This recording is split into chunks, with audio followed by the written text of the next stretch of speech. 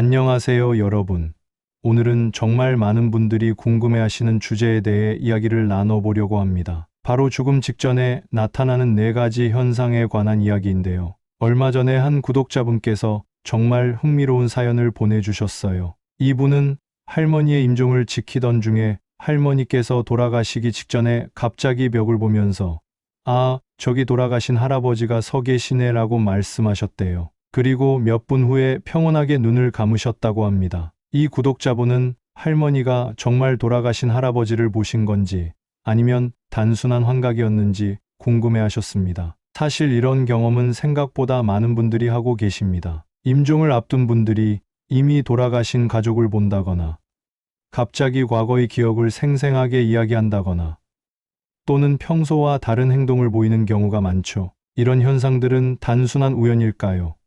아니면 죽음과 윤회의 과정에서 나타나는 필연적인 현상일까요? 오늘은 불교에서 바라보는 삶과 죽음, 그리고 윤회의 과정에 대해 자세히 알아보겠습니다. 특히 죽음 직전에 나타나는 현상들과 그것이 다음 생에 어떤 영향을 미치는지, 우리는 어떻게 준비해야 하는지에 대해 이야기해 보려고 합니다. 이 내용을 이해하면 우리 자신의 삶을 더 의미 있게 살아갈 수 있는 지혜를 얻을 수 있을 거예요. 먼저 불교에서 가장 핵심적인 가르침 중 하나인 연기에 대해 알아보겠습니다. 연기란 이 세상의 모든 현상은 우연히 발생하는 것도 아니고 어떤 창조주가 만든 것도 아니라 특정 조건에 의해 발생한다는 원리입니다. 쉽게 말해서 모든 일에는 원인과 결과가 있다는 거죠. 예를 들어 제가 어젯밤에 커피를 너무 많이 마셔서 잠을 못 잤다고 해볼게요. 여기서 커피를 많이 마신 것이 원인이고 잠을 못 잔 것이 결과입니다. 이렇게 원인과 결과가 연결되어 있는 관계를 연기라고 합니다. 불교에서는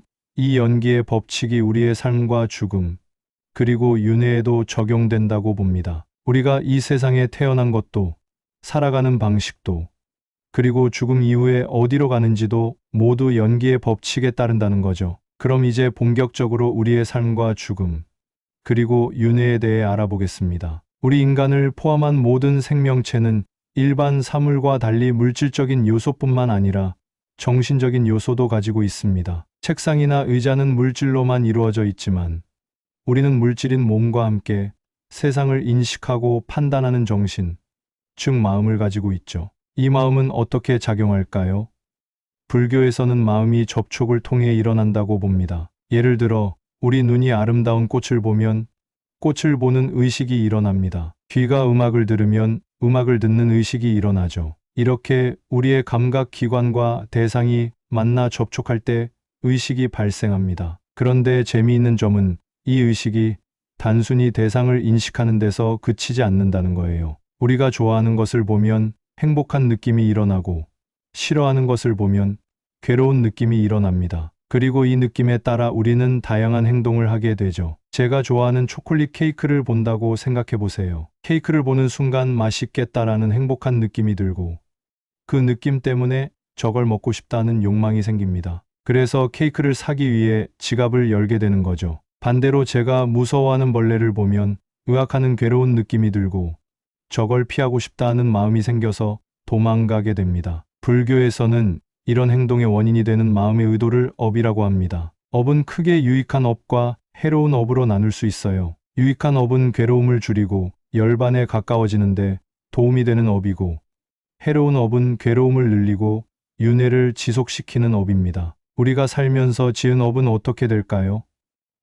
업은 사라지지 않고 우리 안에 씨앗처럼 남아있다가 적절한 조건이 갖춰지면 결과를 맺습니다. 이것을 업의 과보라고 하죠. 예를 들어 제가 길에서 굶주린 고양이에게 먹을 것을 주었다고 해볼게요. 이 선한 행동은 업으로 남아서 나중에 좋은 결과로 돌아옵니다. 반대로 제가 화가 나서 누군가에게 상처 주는 말을 했다면 이 악한 행동도 업으로 남아 나쁜 결과를 가져오게 되죠. 그런데 여기서 중요한 점은 우리가 일생 동안 수많은 업을 짓는다는 거예요. 어떤 날은 선한 일을 많이 하고 어떤 날은 나쁜 일을 많이 할 수도 있습니다. 그럼 이 모든 업 중에서 어떤 업이 다음 생에 영향을 미칠까요? 바로 이 지점에서 죽음 직전에 나타나는 4가지 현상이 중요해집니다. 불교에서는 죽음 직전에 어떤 업이 떠오르느냐가 다음 생을 결정한다고 봅니다. 그리고 이 업이 나타나는 순서에는 일정한 패턴이 있어요. 첫 번째로 우선시되는 것은 무거운 업입니다. 무거운 업이란 아주 강력한 영향력을 가진 업을 말합니다. 예를 들어 누군가의 생명을 구한 엄청난 선업이나 반대로 누군가에게 심각한 해를 끼친 악업 같은 것이죠. 이런 무거운 업이 있으면 다른 어떤 업보다 먼저 죽음 직전에 나타납니다. 제가 아는 분 중에 의사 선생님이 계신데 이분은 전쟁 중에 수백 명의 부상자들을 치유하셨대요. 그런데 임종 직전에 갑자기 내가 살린 그 어린 소년이 웃으며 손을 흔들고 있어 라고 말씀하셨다고 합니다. 아마도 그분의 무거운 선업이 죽음 직전에 나타난 것 같아요. 두 번째로 우선시되는 것은 죽음에 가까운 업입니다. 무거운 업이 없다면 죽기 직전에 지은 업이 나타나는 경우가 많습니다. 그래서 불교에서는 임종 직전의 마음 상태가 매우 중요하다고 강조합니다. 예를 들어 평생 동안 그저 그런 삶을 살았던 사람이라도 죽음 직전에 진심으로 참회하고 선한 마음을 내면 좋은 곳에 태어날 수 있다고 합니다. 반대로 평생 선하게 살았더라도 죽음 직전의 분노나 집착에 사로잡히면 좋지 않은 곳에 태어날 수 있죠. 세 번째로 우선시되는 것은 습관적인 업입니다. 무거운 업도 없고 죽음에 가까운 특별한 업도 없다면 평소에 반복적으로 해온 행동이 업으로 나타납니다. 매일 아침 명상을 하며 하루를 시작하는 사람이 있다고 생각해 보세요. 이 사람은 명상이 습관이 되어 있어서 특별한 무거운 업이 없다면 죽음 직전에 평화로운 명상 상태의 마음이 나타날 가능성이 높습니다. 반대로 항상 화를 내고 짜증을 내는 것이 습관이 된 사람은 죽음 직전에도 그런 마음 상태가 나타날 수 있겠죠. 마지막으로 네 번째는 기타 업입니다. 앞에 세 가지 경우가 아니라면 그 외의 업들 중에서 가장 강한 것이 나타납니다. 이렇게 죽음 직전에 나타난 업에 따라 다음 생이 결정됩니다. 유익한 업이 나타나면 인간이나 천상계와 같은 좋은 곳에 태어나고 해로운 업이 나타나면 지옥, 악이, 축생과 같은 괴로운 곳에 태어난다고 합니다. 그런데 여기서 한 가지 의문이 들 수 있어요. 그럼 평생 나쁜 짓만 하다가 죽음 직전에만 좋은 생각을 하면 천국에 갈 수 있나? 하는 거죠. 물론 그렇지 않습니다. 죽음 직전에 나타나는 업은 다음 생의 장소를 결정하지만 그 전에 지은 다른 업들은 그 장소에서의 삶의 질을 결정합니다. 예를 들어 평생 악업을 많이 짓다가 죽음 직전에 우연히 선업이 나타나 인간으로 태어났다고 해도 그 사람은 인간 세계에서 많은 고통과 어려움을 겪을 가능성이 높습니다. 반대로 평생 선업을 많이 짓다가 죽음 직전에 악업이 나타나 동물로 태어났다고 해도 그 동물은 비교적 편안한 삶을 살 수 있겠죠. 그래서 불교에서는 죽음 직전의 마음도 중요하지만 평소에 꾸준히 선업을 쌓는 것이 더 중요하다고 강조합니다. 평소에 선업을 많이 쌓으면 죽음 직전에도 선업이 나타날 가능성이 높아지고 설령 악처에 태어나더라도 그곳에서의 삶이 덜 고통스러울 수 있기 때문이죠. 불교에서는 세상을 세 가지로 나눕니다. 바로 욕계, 색계, 무색계인데요. 욕계는 감각적 욕망이 중심인 세계로 지옥, 악이, 축생, 아수라, 인간, 욕계 천상이 포함됩니다. 색계는 미세한 물질로 이루어진 세계로 색계 선정을 얻은 사람이 태어납니다. 무색계는 물질이 없이 정신만 있는 세계로 무색계 선정을 얻은 사람이 태어납니다. 우리가 사는 인간 세계는 욕계에 속합니다. 욕계에서는 먹고 마시고 사랑하고 즐기는 등의 감각적 욕망이 중요한 역할을 합니다. 그래서 우리는 맛있는 음식을 먹거나 좋아하는 사람과 함께 있을 때 행복을 느끼죠. 색계는 이런 감각적 욕망을 초월한 세계입니다. 색계에 태어난 존재들은 우리처럼 음식을 먹거나 성적 욕망을 느끼지 않습니다. 그들의 몸은 빛으로 이루어져 있어서 아주 미세하고 고통이나 질병도 없습니다. 색계에 태어나려면 깊은 명상 상태인 색계 선정을 얻어야 합니다. 무색계는 더 나아가 물질 자체가 없는 세계입니다. 오직 정신만 존재하는 상태로 이곳에 태어나려면 더 깊은 명상 상태인 무색계 선정을 얻어야 합니다. 이렇게 세 가지 세계 안에서 우리는 계속해서 태어나고 죽는 과정을 반복합니다. 이것을 윤회라고 하죠. 윤회의 원동력은 바로 가래입니다. 가래란 갈증과 같은 강한 욕망을 말합니다. 우리는 좋은 것을 보면 그것을 얻고 싶어 하고 나쁜 것을 보면 그것을 피하고 싶어 합니다. 이런 가래가 있는 한 업을 짓게 되고 그 업에 따라 다시 태어나게 됩니다. 그렇다면 윤회에서 벗어나는 방법은 무엇일까요? 바로 가래를 소멸시키는 것입니다. 가래가 소멸하면 더 이상 업을 짓지 않게 되고 다시 태어날 수 없게 됩니다. 이것이 바로 열반입니다. 부처님은 죽으면 끝이다 라는 단견과 영원히 존재한다는 상견 모두를 부정하고 중도를 설했습니다. 가래가 있으면 계속 태어나고 가래가 소멸하면 태어나지 않는다는 것이 중도의 가르침입니다. 제가 알고 있는 재미있는 이야기가 있어요. 옛날에 한 스님이 제자에게 너는 죽으면 어떻게 될 것 같으냐고 물었습니다. 제자가 스님, 저는 죽으면 끝이라고 생각합니다 라고 대답했어요. 그러자 스님이 그렇다면 너는 단견에 빠졌구나 라고 말했습니다. 다른 제자가 스님, 저는 죽어도 영혼은 영원히 존재한다고 생각합니다 라고 말하자 스님은 너는 상견에 빠졌구나 라고 말했어요. 그러자 세 번째 제자가 그럼 스님, 정답은 무엇인가요? 라고 물었습니다. 스님은 미소를 지으며 가래가 있으면 태어나고 가래가 없으면 태어나지 않는다 라고 대답했다고 합니다. 이 이야기는 불교의 중도 사상을 잘 보여줍니다. 불교는 극단적인 견해를 피하고 조건과 원인에 따라 현상을 이해하는 방식을 가르칩니다. 그럼 우리는 어떻게 살아야 할까요? 불교에서는 해로운 업을 버리고 유익한 업을 개발하는 것, 특히 팔정도를 실천하여 지혜와 자비를 키우는 것이 중요하다고 말합니다. 이를 통해 가래를 점차 소멸시키고 궁극적으로 열반에 이를 수 있습니다. 팔정도란 정견, 정사, 정어, 정업, 정명, 정정진, 정념, 정정을 말합니다. 이 8가지 길을 따라가면 괴로움에서 벗어날 수 있다고 합니다. 특히 정견, 즉 바른 견해가 중요합니다. 바른 견해란 세상을 있는 그대로 보는 것을 말합니다. 우리는 종종 세상을 우리가 원하는 대로 보려고 합니다. 좋아하는 사람은 더 좋게 보고 싫어하는 사람은 더 나쁘게 보죠. 하지만 이런 왜곡된 시각은 우리를 괴로움으로 이끕니다. 제가 한 번은 길을 가다가 멀리서 제 친구를 봤어요. 반가워서 손을 흔들며 다가갔는데 가까이 가보니 전혀 모르는 사람이더라고요. 제가 친구라고 생각한 것은 제 마음이 만들어낸 착각이었던 거죠. 이처럼 우리는 종종 실제하지 않는 것을 실제한다고 착각합니다. 불교에서는 이런 착각에서 벗어나 세상을 있는 그대로 보는 것이 바른 견해라고 말합니다. 바른 견해를 가지면 자연스럽게 바른 생각, 바른 말, 바른 행위가 따라옵니다. 그리고 이런 바른 행위는 유익한 업을 만들어내죠. 유익한 업이 쌓이면 죽음 직전에도 평온한 마음을 유지할 수 있고 그 결과 좋은 곳에 태어날 수 있습니다. 그런데 여기서 한 가지 주의할 점이 있습니다. 업은 숙명론적으로 작용하는 것이 아니라 상호작용합니다. 과거에 악업을 많이 지었더라도 현재 선업을 많이 지으면 악업의 결과가 중화될 수 있습니다. 불교 경전에는 소금 비유라는 이야기가 있어요. 소금 한 줌을 작은 컵에 물에 넣으면 물이 매우 짜게 됩니다. 하지만 같은 양의 소금을 큰 강에 넣으면 물의 짠맛을 거의 느낄 수 없죠. 마찬가지로 같은 악업이라도 선업이 적은 사람에게는 큰 고통으로 나타나지만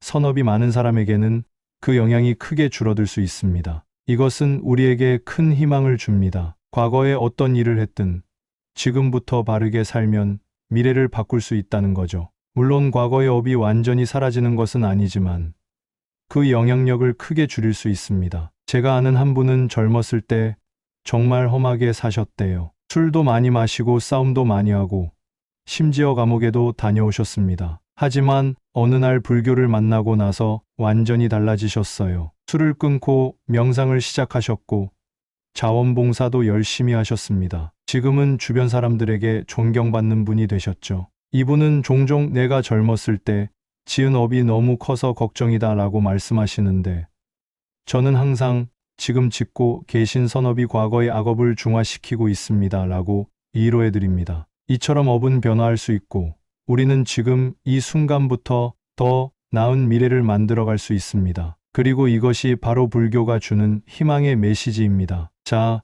지금까지 우리는 삶과 죽음, 그리고 윤회에 대해 알아보았습니다. 이제 이 내용을 바탕으로 우리가 어떻게 살아야 할지 생각해 보겠습니다. 첫째, 죽음을 두려워하지 말고 준비해야 합니다. 죽음은 끝이 아니라 새로운 시작입니다. 죽음 직전의 마음 상태가 다음 생에 큰 영향을 미치므로 평소에 죽음에 대해 생각하고 준비하는 것이 중요합니다. 둘째, 평소에 선업을 많이 쌓아야 합니다. 죽음 직전에 어떤 업이 나타날지 알 수 없지만 평소에 선업을 많이 쌓으면 죽음 직전에도 선업이 나타날 가능성이 높아집니다. 셋째, 가래를 줄이는 연습을 해야 합니다. 가래가 윤회의 원동력이므로 가래를 줄이면 윤회의 고통에서 벗어날 수 있습니다. 명상이나 팔정도 수행은 가래를 줄이는데 큰 도움이 됩니다. 넷째, 바른 견해를 가져야 합니다. 세상을 있는 그대로 보고 극단적인 견해에 빠지지 않는 것이 중요합니다. 죽으면 끝이다라는 단견이나 영원히 존재한다는 상견 모두 피하고 중도의 관점에서 세상을 바라봐야 합니다. 다섯째, 지금 이 순간을 소중히 여겨야 합니다. 과거는 이미 지나갔고 미래는 아직 오지 않았습니다. 오직 지금 이 순간만이 우리가 변화시킬 수 있는 시간입니다. 지금 이 순간 선업을 쌓고 바르게 살면 미래의 죽음과 다음 생도 두려워할 필요가 없습니다. 여러분, 오늘 우리는 죽음 직전에 나타나는 4가지 현상과 그것이 윤회에 미치는 영향에 대해 알아보았습니다. 무거운 업, 죽음에 가까운 업, 습관적인 업, 그리고 기타 업이 죽음 직전에 나타나 다음 생을 결정한다는 것을 배웠습니다. 하지만 더 중요한 것은 이런 지식을 바탕으로 우리가 어떻게 살아갈 것인가 하는 점입니다. 죽음을 두려워하지 말고 준비하고 평소에 선업을 많이 쌓고 가래를 줄이고 바른 견해를 가지고 지금 이 순간을 소중히 여기는 삶, 이것이 바로 불교가 가르치는 지혜로운 삶의 방식입니다. 우리 모두 이런 지혜로운 삶을 살아갈 수 있기를 바랍니다. 오늘 함께해 주셔서 감사합니다. 다음 시간에는 더 깊은 주제로 찾아뵙겠습니다. 여러분의 하루가 평안하고 행복하기를 기원합니다. 여러분, 오늘 이야기를 들으시면서 어떤 생각이 드셨나요? 죽음과 윤회에 대한 이야기가 조금은 무겁게 느껴지실 수도 있을 것 같아요. 하지만 이런 주제를 깊이 이해하면 오히려 우리의 삶이 더 가볍고 자유로워질 수 있습니다. 제가 예전에 한 호스피스 병원에서 봉사활동을 한 적이 있어요. 그곳에서 만난 한 할머니는 임종을 앞두고 계셨는데도 정말 평온해 보이셨습니다. 제가 어떻게 그렇게 평온할 수 있냐고 여쭤봤더니 할머니께서는 죽음은 끝이 아니라 새로운 시작이야. 나는 평생 선한 일을 하려고 노력했고 지금도 마음이 평온해. 그러니 다음 생에도 좋은 곳에서 만날 수 있을 거야 라고 말씀하셨어요. 그 말씀을 들으며 저는 깊은 감동을 받았습니다. 이처럼 죽음과 윤회에 대한 바른 이해는 우리에게 두려움이 아닌 평온함을 줄 수 있습니다. 죽음이 끝이 아니라 새로운 시작이라는 것을 알면 우리는 더 이상 죽음을 두려워하지 않고 지금 이 순간을 더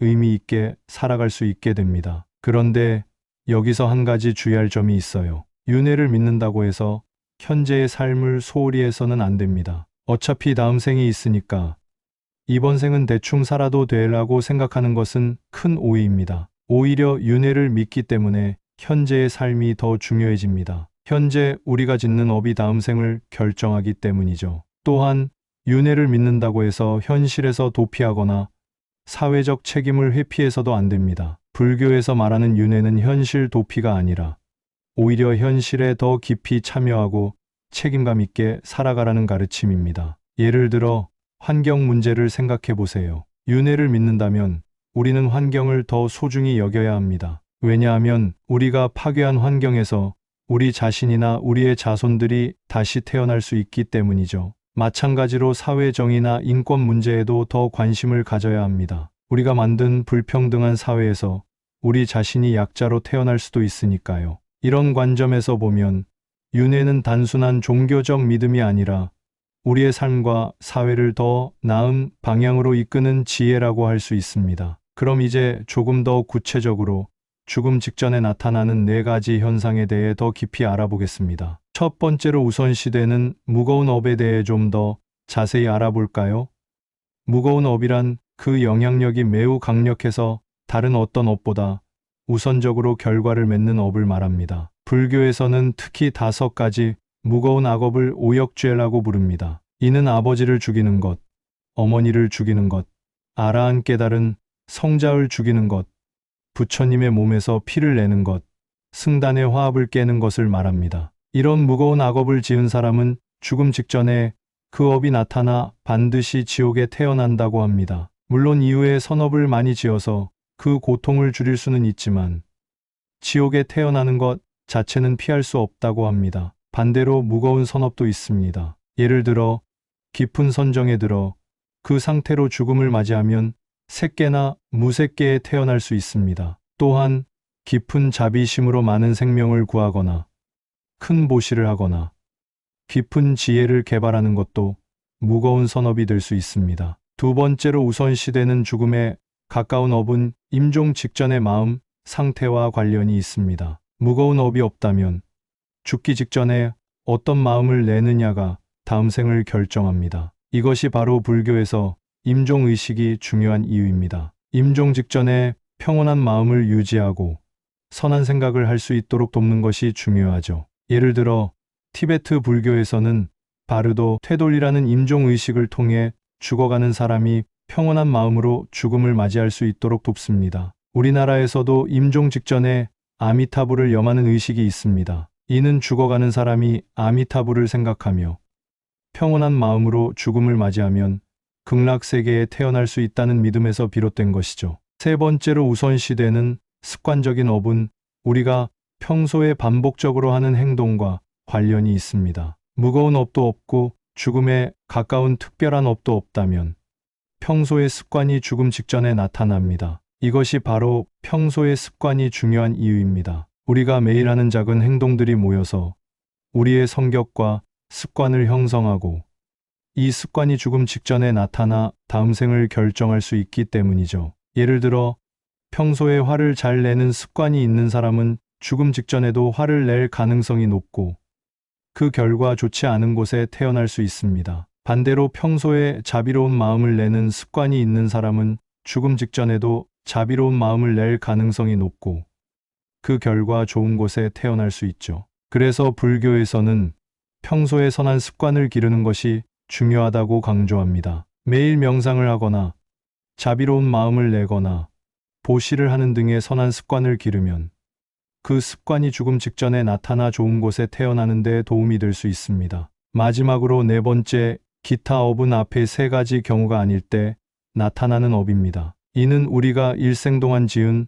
수많은 업 중에서 가장 강한 것이 나타나는 경우를 말합니다. 이처럼 죽음 직전에 나타나는 업에 따라 다음 생이 결정됩니다. 그렇다면 우리는 어떻게 준비해야 할까요? 첫째, 무거운 악업을 짓지 않도록 주의해야 합니다. 오역죄와 같은 무거운 악업은 절대로 짓지 않도록 해야 합니다. 둘째, 임종 준비를 해야 합니다. 죽음에 가까운 업이 중요하므로 평온한 마음으로 죽음을 맞이할 수 있도록 준비해야 합니다. 이를 위해 평소에 죽음에 대해 생각하고 명상을 통해 마음을 다스리는 연습을 하는 것이 좋습니다. 셋째, 선한 습관을 길러야 합니다. 습관적인 업이 중요하므로 평소에 선한 습관을 기르는 것이 중요합니다. 매일 명상을 하거나 자비로운 마음을 내거나 보시를 하는 등의 선한 습관을 기르면 좋습니다. 넷째, 선업을 많이 쌓아야 합니다. 기타 업이 나타날 경우를 대비해 평소에 선업을 많이 쌓아두는 것이 중요합니다. 이를 위해 보시, 지계, 인욕, 정진, 선정, 지혜의 육바라미를 실천하는 것이 좋습니다. 이렇게 준비하면 죽음 직전에 선업이 나타날 가능성이 높아지고 그 결과 좋은 곳에 태어날 수 있습니다. 그런데 여기서 한 가지 더 생각해 볼 점이 있습니다. 윤회가 계속되는 한 우리는 괴로움에서 완전히 벗어날 수 없습니다. 아무리 좋은 곳에 태어나도 언젠가는 죽음을 맞이해야 하고 또 다시 태어나야 하기 때문이죠. 그래서 불교의 궁극적인 목표는 윤회에서 벗어나는 것, 즉 열반을 실현하는 것입니다. 열반은 가래가 완전히 소멸된 상태로 더 이상 태어나지 않고 괴로움에서 완전히 벗어난 상태를 말합니다. 열반을 실현하기 위해서는 8정도를 실천해야 합니다. 정견, 정사, 정어, 정업, 정명, 정정진, 정념, 정정의 8가지 길을 따라가면 괴로움에서 벗어날 수 있습니다. 특히 정견,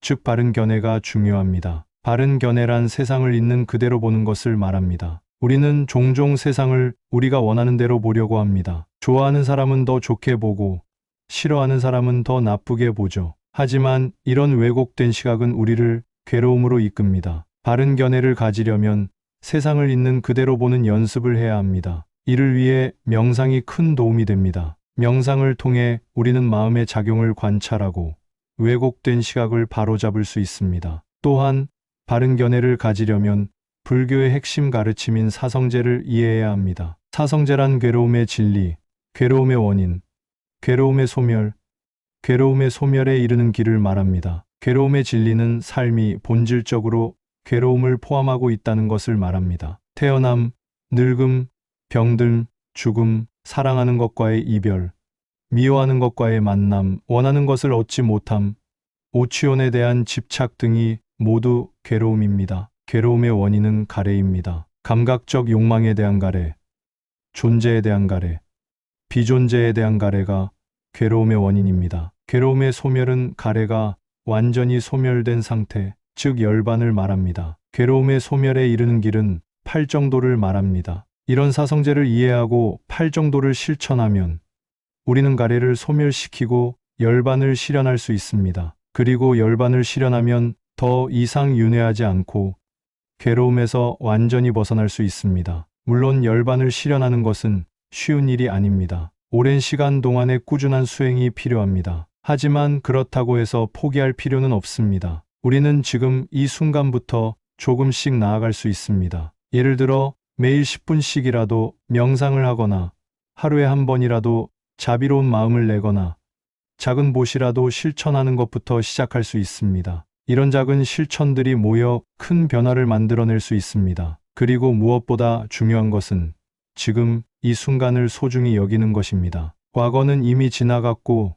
미래는 아직 오지 않았습니다. 오직 지금 이 순간만이 우리가 변화시킬 수 있는 시간입니다. 지금 이 순간 선업을 쌓고 바르게 살면 미래의 죽음과 다음 생도 두려워할 필요가 없습니다. 여러분, 오늘 우리는 죽음 직전에 나타나는 4가지 현상과 그것이 윤회에 미치는 영향에 대해 알아보았습니다. 무거운 업, 죽음에 가까운 업, 습관적인 업, 그리고 기타 업이 죽음 직전에 나타나 다음 생을 결정한다는 것을 배웠습니다. 하지만 더 중요한 것은 이런 지식을 바탕으로 우리가 어떻게 살아갈 것인가 하는 점입니다. 죽음을 두려워하지 말고 준비하고 평소에 선업을 많이 쌓고 가래를 줄이고 바른 견해를 가지고 지금 이 순간을 소중히 여기는 삶, 이것이 바로 불교가 가르치는 지혜로운 삶의 방식입니다. 우리 모두 이런 지혜로운 삶을 살아갈 수 있기를 바랍니다. 오늘 함께해 주셔서 감사합니다. 다음 시간에는 더 깊은 주제로 찾아뵙겠습니다. 여러분의 하루가 평안하고 행복하기를 기원합니다.